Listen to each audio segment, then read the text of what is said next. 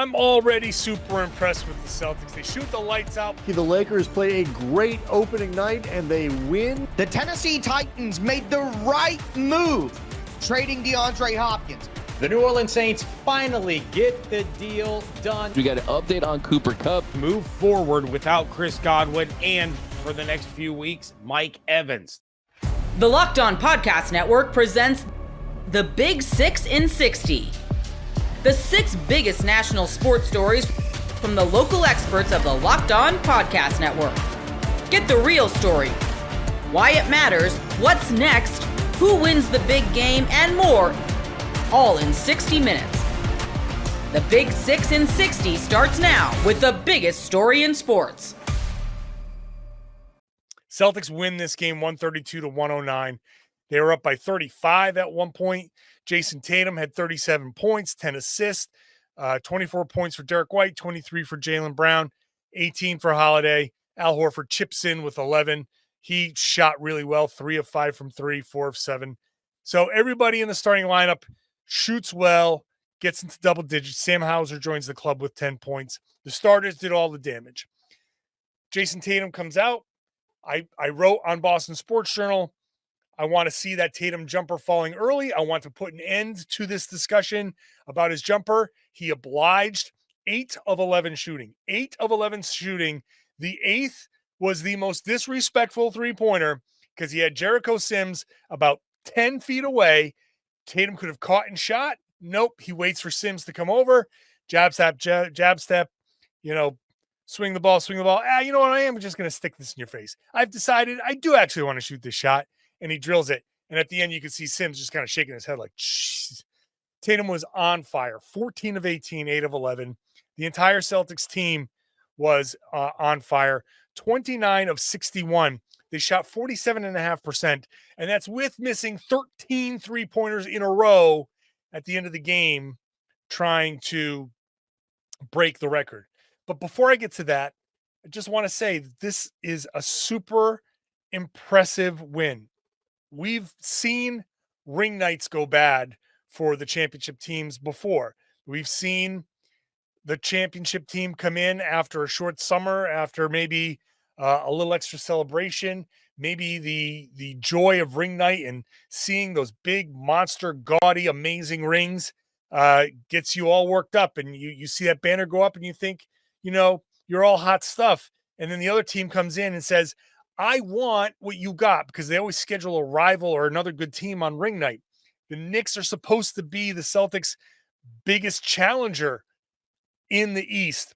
The Knicks are supposed to look at that banner going up and go, we want that. We want this whole thing. We want our legends coming out next season to welcome us. We want Clyde Frazier. We want to see all of the Knicks legends that are around coming in and be like, yay, you guys won a championship.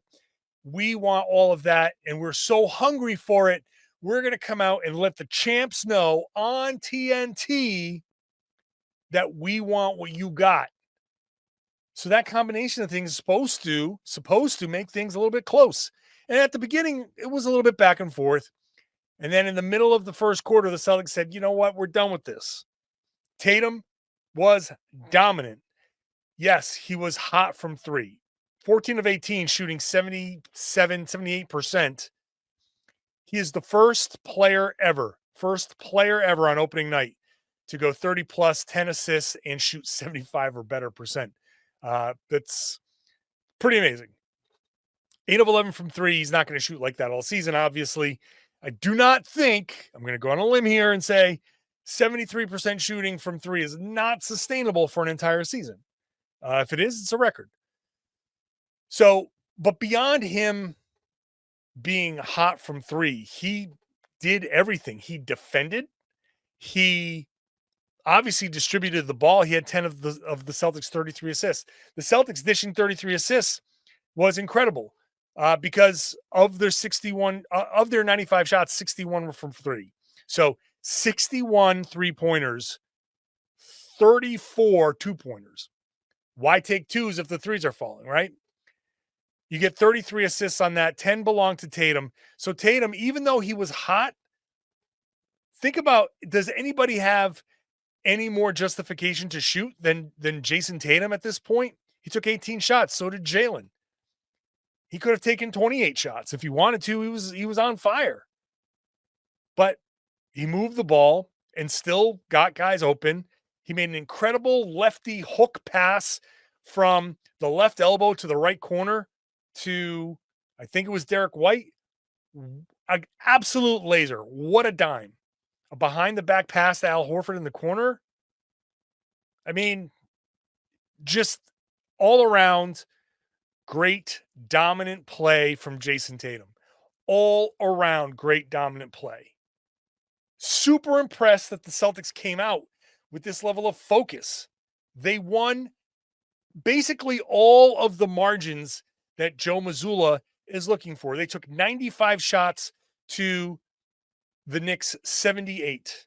So you take almost 20 more shots. So the Knicks shot 55% overall.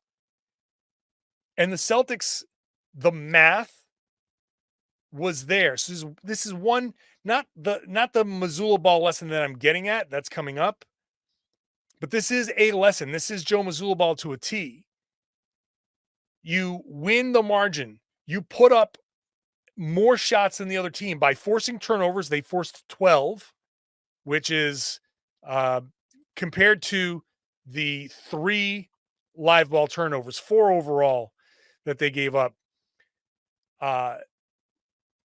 They forced turnovers and they rebounded like crazy.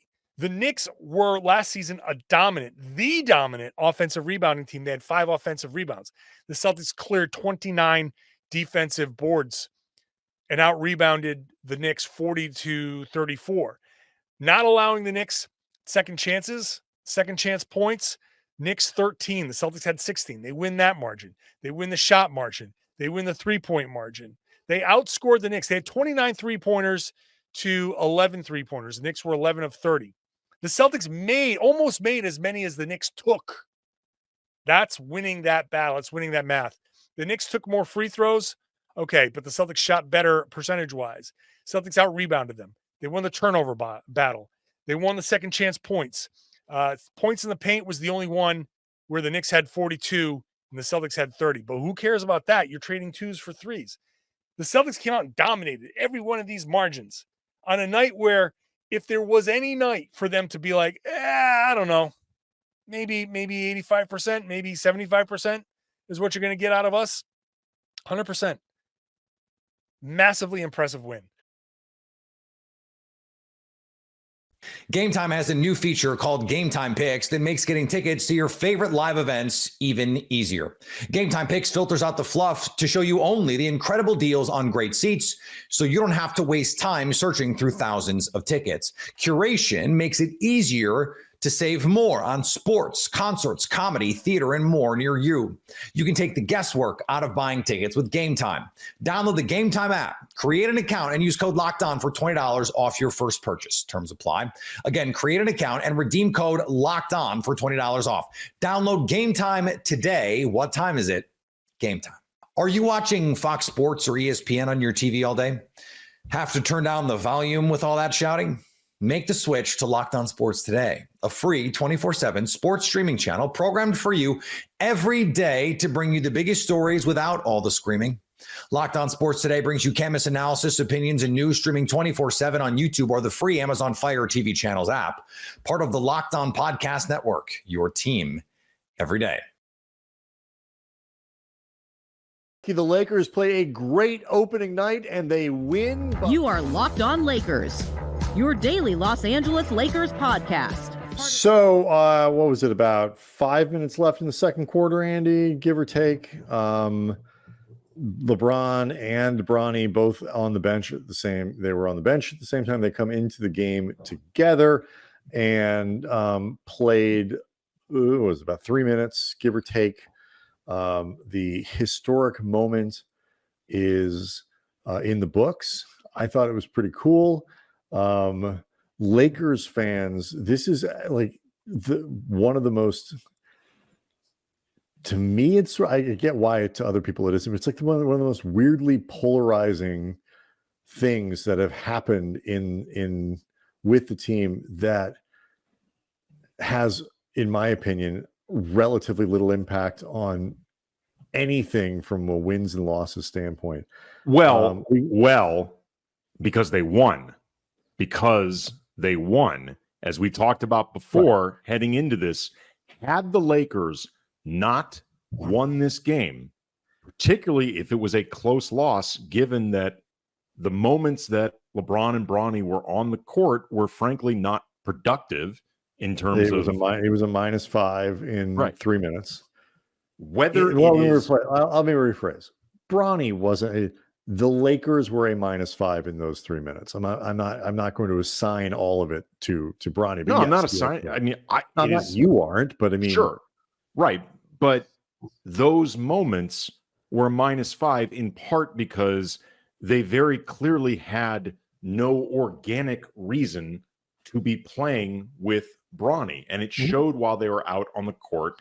They looked at times like they were playing either 4-on-5 offensively, or they weren't quite sure what they were supposed to be doing. And I want to make this clear. I am not saying this to complain about it. I'm saying this to be honest about it. And had the Lakers lost this game, I can promise you, whether it is truly an accurate breakdown of where the loss ultimately hinged, people would be pointing to those 3 to 4 minutes of Bronny and Braun on the court as the Lakers not being serious. Right. That was going to happen if they lost. But that's kind of part of what I'm talking about. I think, this is Bronny, and we'll get back to the, sort of the history of it. And I think the sort of the positive. The history's cool. Moment of it in a second here, but like Bronny, the question of Bronny as a second round pick, as a player who might play 3 minutes in the season opener. And I am telling you, not you, Andy, but like you listening, you are not going to see Bronny in a non-blowout game more than twice between now and the end of the season. And that is only if lots of guys get hurt. Yep. It's just not going to happen. And I know people want to use this as sort of an avatar for everything that they either like or dislike about LeBron, like or dislike about the front office and all these other things. It is an entry point into talking about the lack of seriousness of the team. But like, I'll tell you, like Bronny James is not the worst player on this roster. Maxwell Lewis is. I don't disagree, but Maxwell Lewis would not have been put on the floor. Of course not. But there is a tendency, like it's 3 minutes in a game, and an important game with the Lakers. Like they lost a big lead in the second half. I actually texted you with the joke that should put Bronny back in, try to stem the tide. Like, they lost a big lead in the second half too. A 3 minute sequence was going to be given. I'm not saying I agree with you. It was going to happen, but a 3 minute sequence.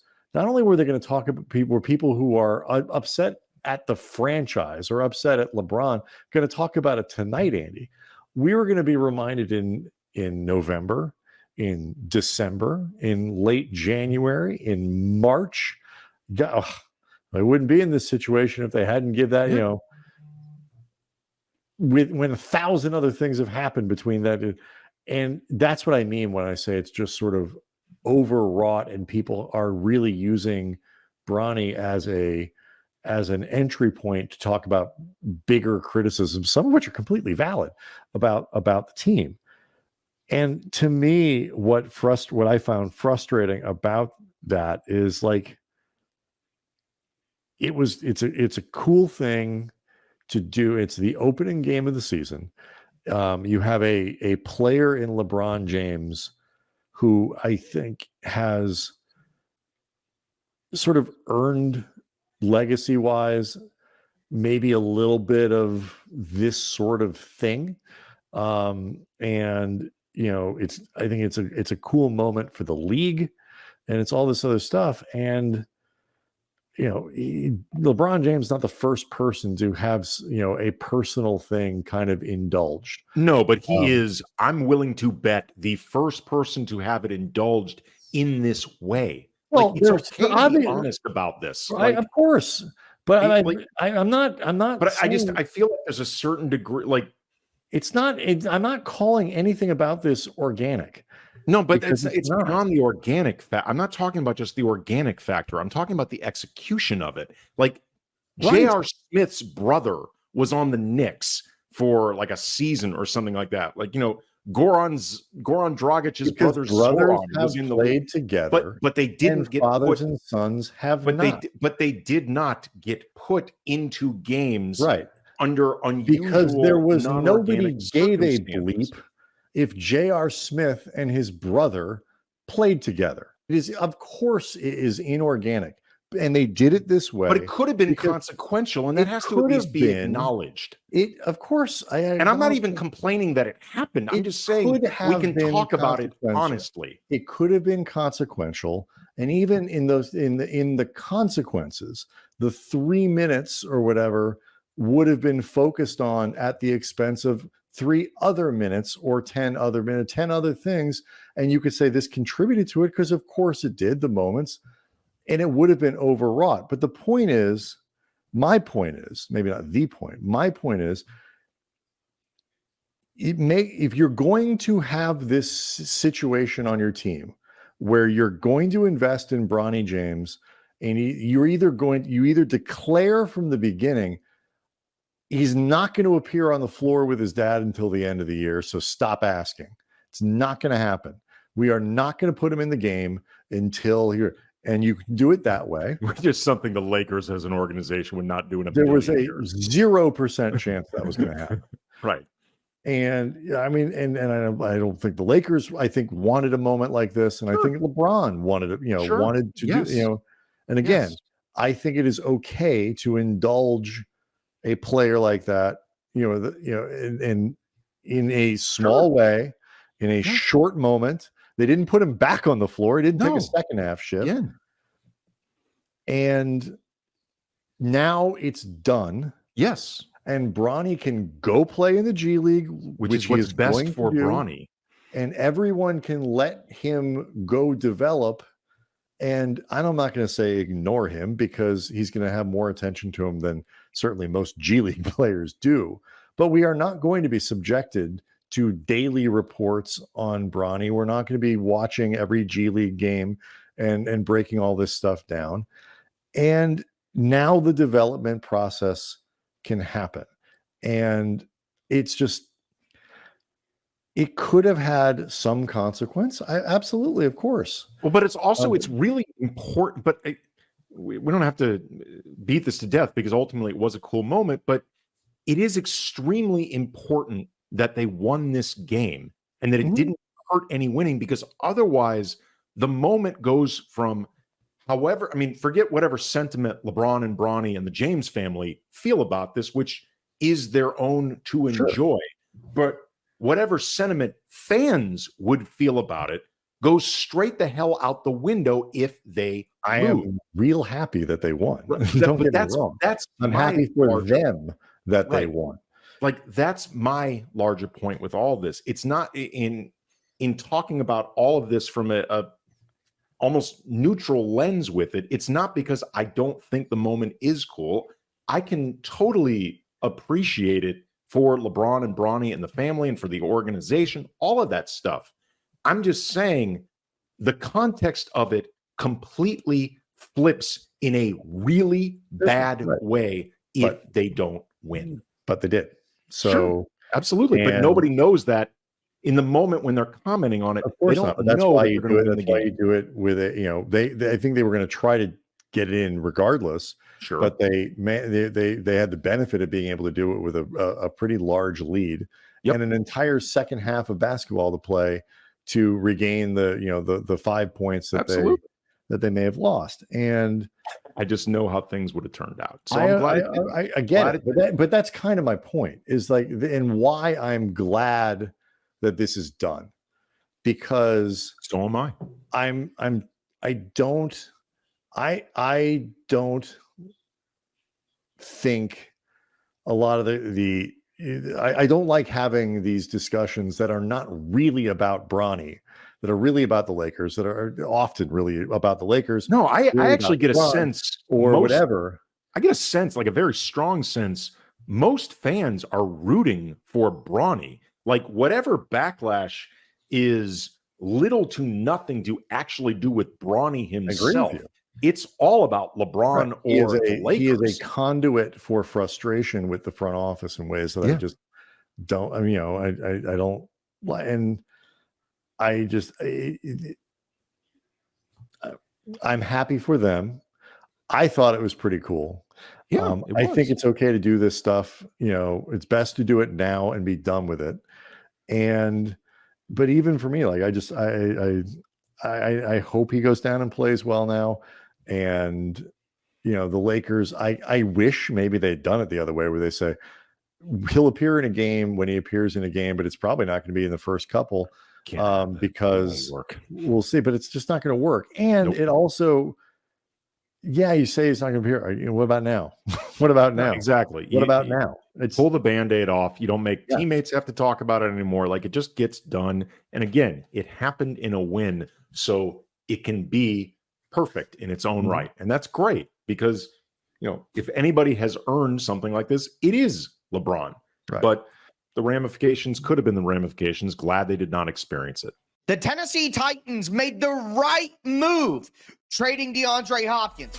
You are Locked On Titans, your daily Tennessee Titans podcast. This was a move that needed to happen. I've been talking about it on the show for a few weeks now. The Tennessee Titans trade DeAndre Hopkins to the Kansas City Chiefs. It is a conditional 4th-round pick. It could be a 5th-round pick. It could be a 4th-round pick, depending on certain team success for the Kansas City Chiefs, certain player success for DeAndre Hopkins. We don't have the exact terms right now. We do know that the Tennessee Titans are going to be eating some of the salary for DeAndre Hopkins, which it's very low. And why wouldn't the Titans eat salary to get a better draft pick? They're not in a position where they need a ton of salary cap during the season, and Kansas City didn't have a lot of salary cap. So I absolutely would eat salary cap to get a better draft pick. At the end of the day, though, this is 100% what the Tennessee Titans needed to do. Like, they're 1-5. DeAndre Hopkins is going to be a free agent after the season. He's 32 years old with a banged up knee. This is a move that made a ton of sense for the Titans. And I recognize that some people are going to be upset about this trade and are going to be angry about this trade. And I think that that is a case of displaced anger. I think a lot of people are angry that the Titans are 1-5. I think a lot of people are angry that the team hasn't lived up to their own personal expectations this year. And I'm not telling you that you shouldn't be mad. I'm not telling you that you shouldn't be angry about where the Tennessee Titans are at right now. I think that's fair. But you should not be angry about this trade, considering where the Titans are at. Like, this was absolutely the right move for the Tennessee Titans. And not only should they have made this trade, there are more trades that should be coming for the Titans at this time. You have to accept the reality of your situation. You only make things worse on yourself if you continue to be stubborn and compound your mistakes. The Titans are not going to the playoffs. They're 1-5. They are losing to Detroit this week. They will be 1-6. Trading DeAndre Hopkins and getting back draft capital is exactly what they should be doing. Now, there's a lot of doomsday stuff happening with Titans fans right now. Oh, they're going to waste those draft picks and blah, blah, blah. And I just don't understand that philosophy. A lot of people said last year when the Titans traded Kevin Byard for a 5th and a 6th round pick, they said, oh, that 5th and 6th round pick is going to turn into nothing anyway. We gave up Kevin Byard for players who aren't even going to make the team. Well, those players turned into Jarvis Brownlee Jr. and Jaquan Jackson. So I just don't understand the instant doomsday reaction that a lot of people have that, oh, this pick is going to mean nothing. I don't agree with that at all. This team should be loading up on draft picks. This team should be trying to get as much draft capital as they possibly can. So this was the right move for the Tennessee Titans to make. If you're upset about where the Titans are at as a team right now, I fully understand that. But there is no room, in my opinion, to say that people should be angry about this trade. It doesn't make any sense if you're mad that the Titans made this move. This is a move that the Tennessee Titans should have made. It makes sense for both teams. The Kansas City Chiefs needed some more weapons after the injuries they've had. The Titans season is over, and they need to establish more draft capital moving forward to help build this roster up. If you're a big NFL fan and you're looking for a big return, look no further than FanDuel, America's #1 sportsbook. Because when you get a hunch in the middle of the game, you can check out the latest stats, view live play-by-play, and so much more on the same page where you place your bets. Plus, you'll get started with $200 in bonus bets guaranteed when you place your first $5 bet. And you can have a look at some Week 8 lines in the NFL. The Cincinnati Bengals trying to crawl back to 500. But the Philadelphia Eagles stand in their way on Sunday. FanDuel actually likes the Bengals by 2.5 points at home. So what are you waiting for? Visit FanDuel.com to get started. Are you watching Fox Sports or ESPN on your TV all day? Have to turn down the volume with all that shouting? Make the switch to Locked On Sports today, a free 24/7 sports streaming channel programmed for you every day to bring you the biggest stories without all the screaming. Locked On Sports Today brings you can't miss analysis, opinions, and news streaming 24/7 on YouTube or the free Amazon Fire TV channels app. Part of the Locked On Podcast Network, your team every day. The New Orleans Saints finally get the deal done. The New Orleans Saints and Alvin Kamara get a 2-year, $24.5 million contract extension done, effectively locking Alvin Kamara and the New Orleans Saints together through the 2026 season. This is an extension that has been in the works for a while, something New Orleans Saints needed to get done a long time ago. But hey, as they say, better late than never. This is a need or a big time move that the Saints needed to get done. I'm glad that they finally got it done. Now, I understand that the New Orleans Saints are on a 5-game losing streak. It's very hard to look at this team right now and maybe have some positive sentiment around them. I understand that. I'm not trying to feed you false optimism and all those other things, but this is a move that needed to get done for the New Orleans Saints. And to me, that's the most important part. Alvin Kamara has shown over and over and over again so far this season that he has no intent on quitting or giving up on this team. Remember, the Saints and Alvin Kamara were locked in this contract dispute going all the way back to mandatory minicamp when he left the final day of mandatory minicamp early as a means of making a little bit of a statement. Remember, he was never looking for new money or more money this year. He was looking for a commitment from the New Orleans Saints for his future. He absolutely finally gets that commitment here 7 weeks into the regular season from an organization that usually doesn't, kind of deal with contract extensions this late in the year. We've seen 1 game, 2 game, 3 games into the season, but this was the biggest sort of gap that we've seen from a season starting and the Saints getting a contract extension done for a player. So it just goes to show you how important this was. The Saints get on that kind of mini bye week between Thursday night football and Sunday, and they are able to get this deal done. I want to go back to the no quit shown by Alvin Kamara.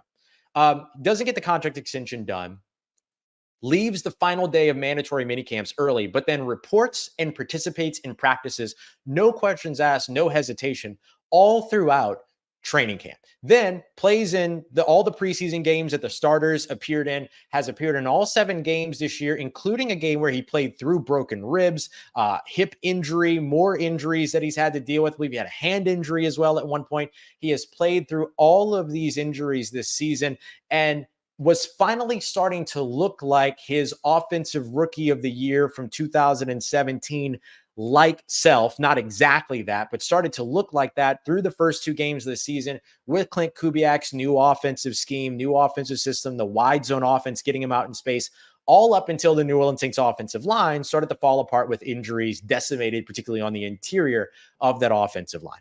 Well, to me, it is absolutely no I don't want to say consequence. That's not the right word. Coincidence. It's no coincidence that the Saints are getting healthy on the offensive line, and they get this extension done with Alvin Kamara. The team is expected to have Lucas Patrick back this week, who was the second highest rated offensive lineman through the first couple weeks of the season per Pro Football Focus. They're expecting to have their starting right guard and Cesar Ruiz potentially come back this week as well. And then, of course, as we've said here for weeks and weeks and weeks, coming off of the bye week seems to be the right timeline up against the Los Angeles Rams for Eric McCoy's return, if not sooner. So something to watch there as well. The Saints get this contract extension done. They're able to kind of get all of the question marks and all the distractions and all that kind of stuff out of the way now. And the biggest kind of next step for those distractions was very much on the way. You already started to see, and we dedicated an episode the other day to this entirely, that the rumors about Alvin Kamara asking for a trade request, which he himself denied, and all these other things, that was going to be the next distraction for this team. 5-game losing streak, trade deadline approaching. Could the New Orleans Saints look to be sellers? And Alvin Kamara and Marshawn Lattimore were kind of the two most tradable contracts that they have at the moment that could have potentially netted them some kind of draft pick or draft capital, things like that. Now, that's out of the window. That's no longer a question. The Saints don't have to deal with that. Alvin Kamara doesn't have to deal with that on social media anymore, so on and so forth. The Saints get this deal done, and it shows you that they maybe there's better judgment to be had here, but just from the New Orleans Saints perspective, it's clear that they do not intend to be sellers and that they intend to continue to try to fix this thing and compete moving forward. That's another thing that this move shows you. Now, whether or not that's the right decision by them, we can have that conversation another time, but that's what this is showing you. Don't expect Alvin Kamara's name to be attached to any kind of trade rumors anytime soon when it comes to the New Orleans Saints. And thank goodness, it's about time that those trade rumors have finally gone to the wayside. The other thing that I'll mention here too is that this, most importantly, gives Alvin Kamara the commitment back, right? He has shown that he's not quitting on this team. He has shown that he's not giving up on this team. Now, finally, the team shows that they are not going to quit on him, that he is a part of their future plans when it comes to how they plan to kind of retool their team in the coming years, all those other things. He is a part of the transition. He is a part of the future for this team, at least the near future for this team. And that will set him up to retire as a New Orleans Saint. I've told you over and over again, as have many of us. I've asked Alvin Kamara personally, on camera, off camera, all that multiple times. Is this a situation where you want to retire as a New Orleans Saint? And he has told us over and over again that he wants to finish his career in New Orleans. This contract extension opens the door for him to do exactly that. Whether he plans to retire after 2026 or plans to look for another one-year deal after that to get it done, whatever it might be, this is the next step for Alvin Kamara, getting what it is that he so desires and so deserves, which is to retire as a New Orleans Saint. Game Time has a new feature called Game Time Picks that makes getting tickets to your favorite live events even easier. Game Time Picks filters out the fluff to show you only the incredible deals on great seats, so you don't have to waste time searching through thousands of tickets. Curation makes it easier to save more on sports, concerts, comedy, theater, and more near you. You can take the guesswork out of buying tickets with Game Time. Download the Game Time app, create an account, and use code LOCKEDON for $20 off your first purchase. Terms apply. Again, create an account and redeem code LOCKEDON for $20 off. Download Game Time today. What time is it? Game Time. Are you watching Fox Sports or ESPN on your TV all day? Have to turn down the volume with all that shouting? Make the switch to Locked On Sports today, a free 24/7 sports streaming channel programmed for you every day to bring you the biggest stories without all the screaming. Locked On Sports Today brings you canvas analysis, opinions, and news streaming 24/7 on YouTube or the free Amazon Fire TV channels app, part of the Locked On Podcast Network, your team every day. We got an update on Cooper Kupp. You are Locked On Rams, your daily Los Angeles Rams podcast. Really quick turnaround. You got Thursday Night Football against a really good Vikings team, and you're continuing to try to keep this season alive. And yes, it was an ugly win. There's no doubt about that for the Rams. I do like the fact that you had Raiders and Rams fans. I don't know if you saw that walking out of the stadium chanting "Let's go Dodgers" together. I'll take it. It was kind of like that Ninja Turtles Power Rangers meme where they're shaking hands, the Ninja Turtles and the Power Rangers. By the way, it's always about the Green Ranger, man. R.I.P. Tommy. But I mean, I think the big question now is the healthier you get, the better this team hopefully gets. And you can kind of wipe away the first part of the season with every win. And yes, it's not going to be easy, but having Cooper Kupp back is definitely going to open some things up. And Sean McVay said yesterday that his workload for Thursday is, quote, to be determined. And that'll be something that as we're putting it together and really diving into it, we'll have a better feel for it, but definitely excited to have him back. So you got the first of two Rams top receivers back in Cooper Kupp. You got Matthew Stafford's top target, I mean, for the last couple of years with the Rams. So it can only help, hopefully, and the guys start to go into the roles that they expected them to have to start the year.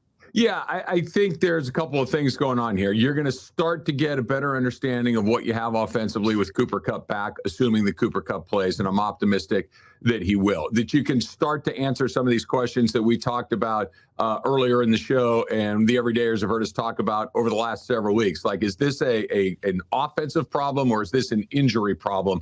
Cooper Kupp will help answer some of those questions. If you can go into Minnesota or have Minnesota come into town here and win that game, you buy yourself another week. They bought themselves another week with the win against the Raiders. As ugly as it was, as dissatisfying of a performance as it was, you bought yourself a chance to go out there and compete again on Thursday night against a good team and see what happens after that. Beat Minnesota. And by the way, they're coming off a tough game against the Detroit Lions. Everybody that's played the Lions loses the following week. So that's good news there. They got to travel, so they have an even shorter week than you do. There's an opportunity there for sure. Win that game, and now all of a sudden you can go to Seattle and come home at 500, and you do what you did last year, where you keep buying yourself an opportunity to go and compete again the next week. The opposite happens, and I think the writing's on the wall. I don't think if it matters if you win by a point or lose by a point or win by 30 or lose by 30. I think that 2-5, knowing what's coming up, looking around the rest of the division, I think it's pretty clarifying what it is that you have. But the good news is Cooper Kupp's return gives you optimism for the offense. And if they can score, they have not looked good on offense really all season long. And if Kupp comes back, hey, that's not an offensive problem. That's an injury problem. If he comes back and it still looks kind of stale, then we're having a different conversation. Exactly. That's the big question. I think that you have to wonder what is going to be his snap count. I mean, if you look at where the Rams have been with Cooper Kupp out, I mean, you're seeing DeMarcus Robinson, Tyler Johnson get a lion's share of those snaps. So will it be Kupp as their WR1? Combination DeMarcus Robinson, Tyler Johnson as wide receiver 2, and then wide receiver 3, a combination of Tutu Atwell and Jordan Whittington with Xavier Smith at wide receiver 4.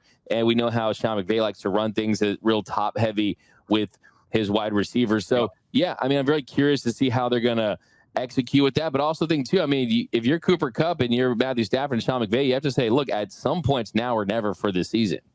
It's right here. You got to win some games.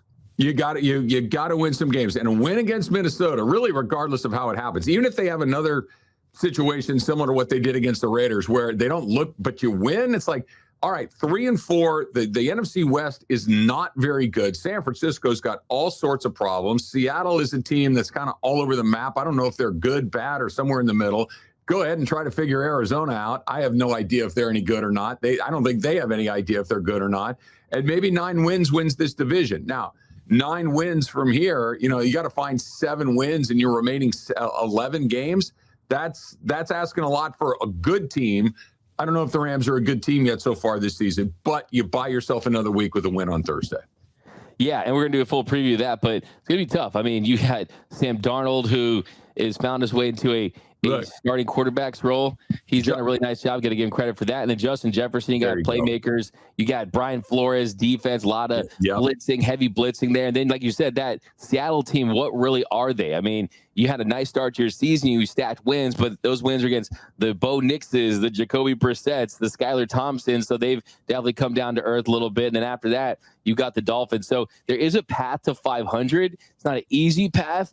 But, I mean, I think we're going to learn a lot about this team against a elite team this season as far as their record goes.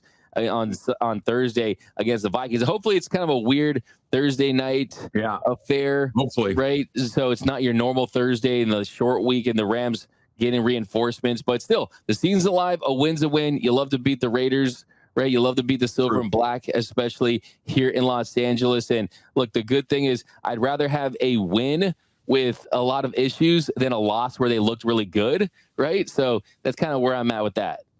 Maybe. You want to have a lot. Okay, what I don't want is to trick yourself into thinking you have a good team when you don't, and you don't move things that can bring back a positive return to have this team be better sooner than later. The Rams fans, I'm sorry, you're going to hear it.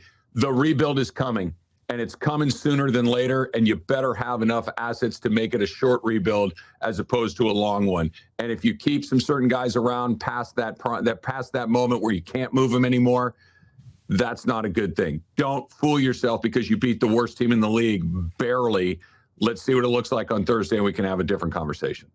No doubt about that. I mean, look, you have to have honest conversations about your rebuild if you need that. I mean, the truth of the matter is after Aaron Donald retired, you kind of were forced into a rebuild as far as how that dictated your draft. But thankfully, you hit on that. Jared Verse has been fantastic so far. But yeah, look, I mean, what must be done eventually should be done immediately type mentality. And this is the NFL. You don't want to hold on as long as possible. I mean, look at that Raiders team heading into this one. I mean, you weren't even really talking about the team. You're talking about Devontae Adams. You were talking about, is the honeymoon phase over with Antonio Pierce? You're talking about Tom Brady, right? You don't want to enter that mode. But I don't know if you saw any of the Devontae Adams memes, but they were pretty awesome. I did. This last week. I mean, I love the one. You mean, lose the Steelers, gets traded, lose the Steelers. I mean, yeah, Devontae Adams, it's he had a nice tackle. Happy in New York.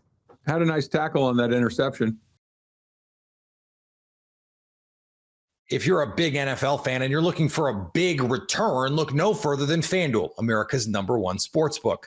Because when you get a hunch in the middle of the game, you can check out the latest stats, view live play-by-play, and so much more on the same page where you place your bets. Plus, you'll get started with $200 in bonus bets guaranteed when you place your first $5 bet. And you can have a look at some Week 8 lines in the NFL. The Cincinnati Bengals trying to crawl back to 500.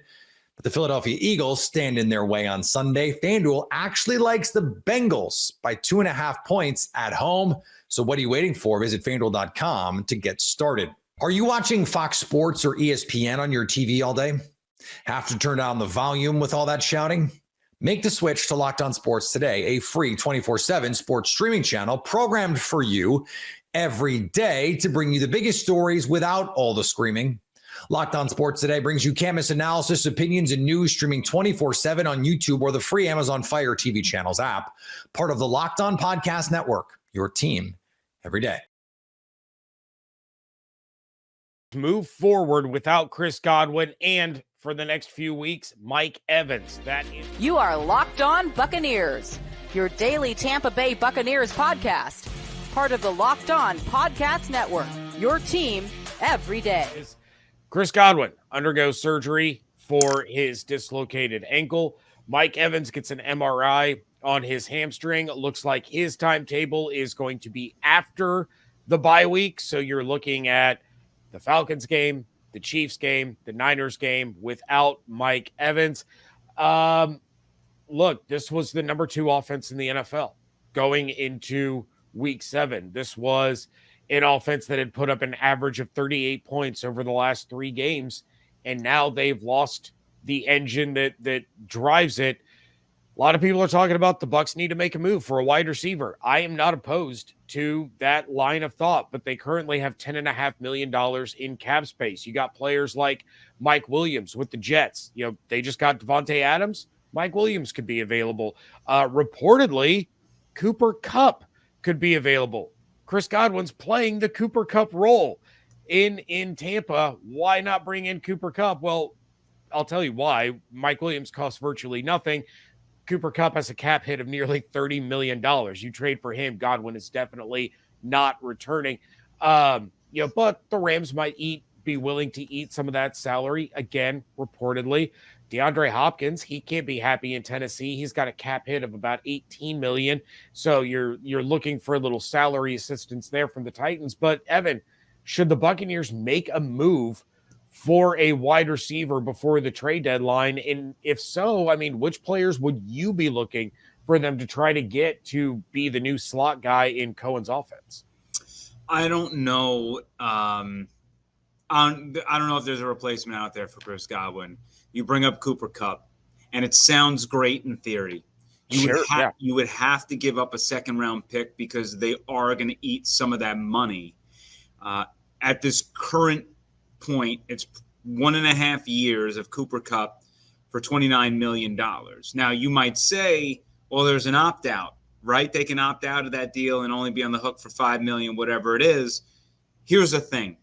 You either bring in Cooper Kupp and he does exactly what you want him to do, and then there's no way you're going to part with him for next year, considering you have all this, you just watched him ball out for 9 weeks or so in a row, and he's going to be $20 million next year, whatever it is. That's a great deal. Like, you're going to keep him for that.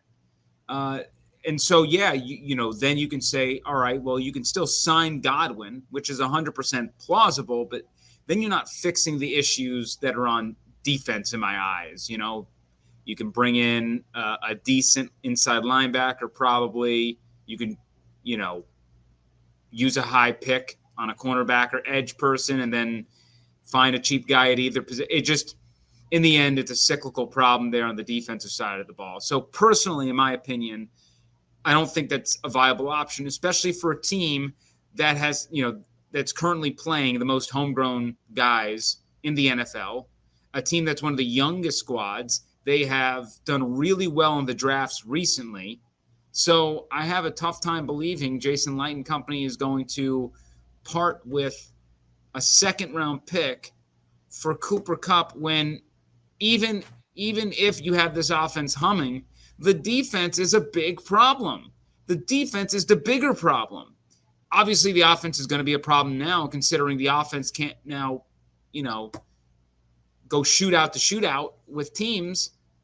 But I would be on the search, and have stated this before the injuries even happen, I would still be on the search for a long-term option at inside linebacker, because I think it's completely kicking Todd Bowles square in the face of what to do with his team, because schematically this is a mess. And until you fix the defense, I don't see why you're going to keep compounding your issues and ruining assets in the future. Even before we started playing games, I said this team smelled like a playoff team in 2024, but was probably built for a Super Bowl run in 2025. I still believe that. I think you got, and having those assets in 2025 matters. So in general, I think it's a question that you need to punt until next week anyway. If you beat the Falcons, you can lose the next 2 games, enter the bye week. Hopefully Mike comes back. Hopefully Jamel comes back. Hopefully you get, everybody coming back that you can outside of a small handful of people, and you can fight to the end of the season for that divisional title. But if you lose to the Falcons, the odds of you winning the NFC South are just really, really slim. You are going to be down a game to the Falcons, but you might as well be down 2 games to the Falcons because you don't have the tiebreaker. So you're going to need significant help. You're also going to have to go on a significant run. So you got to hunt for a wild card spot. And I don't know if this team's going to have the personnel to make that happen. It's not anything against the players. They're too hurt. They're too dang hurt, and they've been hurt since week 1.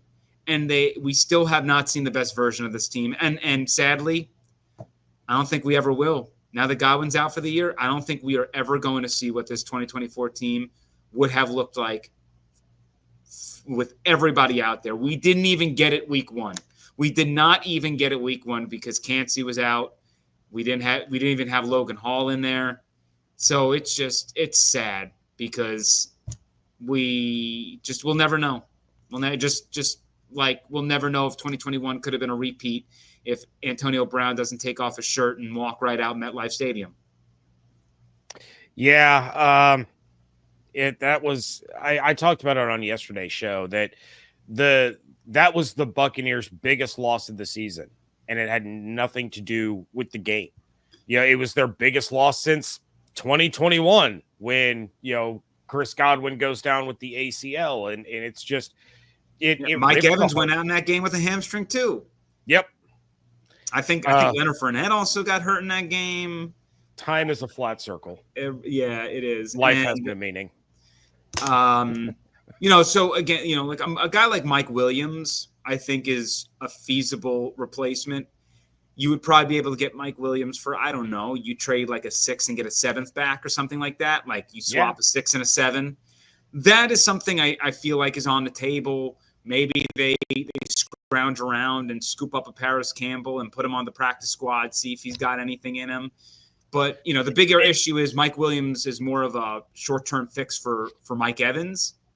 The slot position is just different. And you're going to hope that Jalen McMillan can fill that role, as he was drafted to be the maybe successor to Chris Godwin. He's going to now get his chance to kind of play that position.